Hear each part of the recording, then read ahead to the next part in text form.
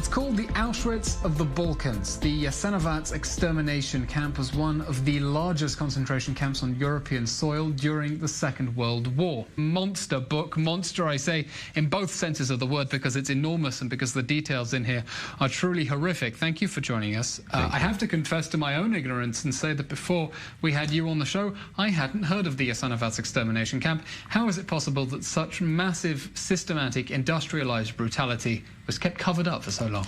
It's mostly due to the politics of Tito, who wanted to unite the various countries who consisted Yugoslavia, former Yugoslavia, and one of the methods of unity was to wipe out the past, and the past was too problematic for the people of Yugoslavia, so they had to forget about Jasenovac and other horrible crimes which were perpetrated. So what are we talking about then with Jasenovac? A camp that, who did it house? How did they kill them? Why? It's not one camp, it's a chain of camps. It's an empire of dozens of camps. The most notorious one was Jasenovac, but there were many others in which hundreds of thousands of Serbs, Jews, Sinti and Roma and other innocent victims were brutally, really brutally murdered by 57 methods of killing, which I am describing in the book.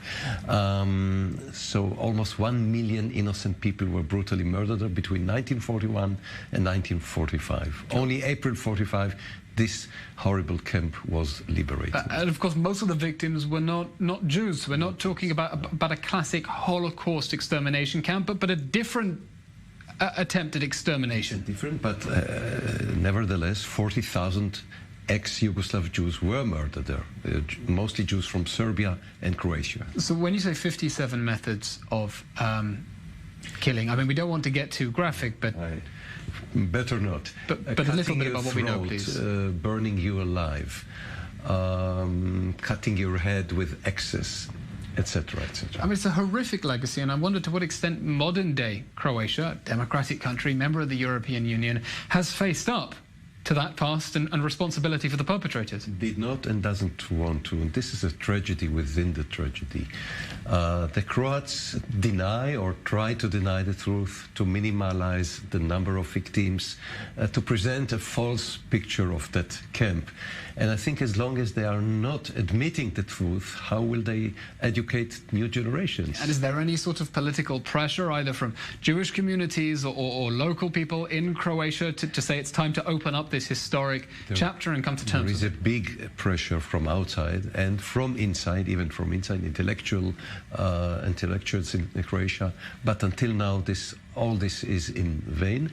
And I have to admit that I myself got not less than 9 threats for my life from Croatians all over the world. Of Croat nationalists who are furious. To stop my researches and to leave this subject aside. Of course, I'm not frightened. So what happened in the end to the Jasenovac extermination camp? How did it meet its end? At the end of the war, it was liberated, and unfortunately, most of the criminals never paid for their crimes. They ran away, they escaped, they died naturally in their beds.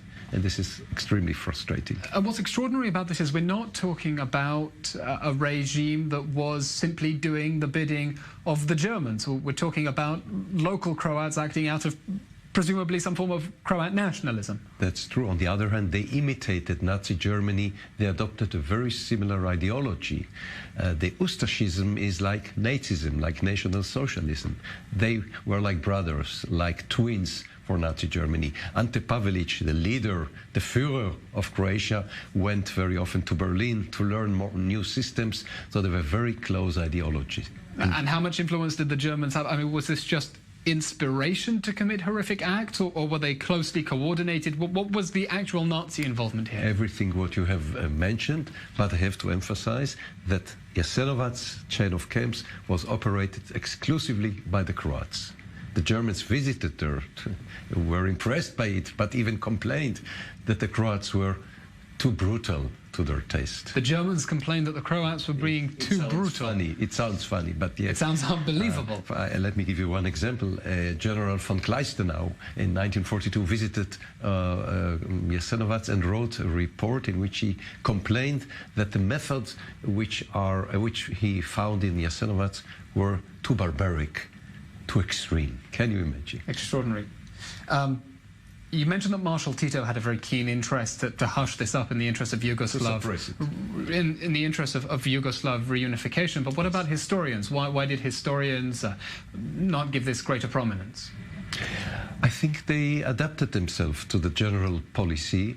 There were some publications about Јасеновац, but they didn't get the real attention which they should have. And the unique, I think the unique line of this book is that it's a mixture of an historical research, authentic, accurate, and being popular in the good sense of the word. So you don't have to be educated or academic to read it and get the real impression. Not educated, but perhaps a weightlifter, because this is enormous. Dr. Gрајф.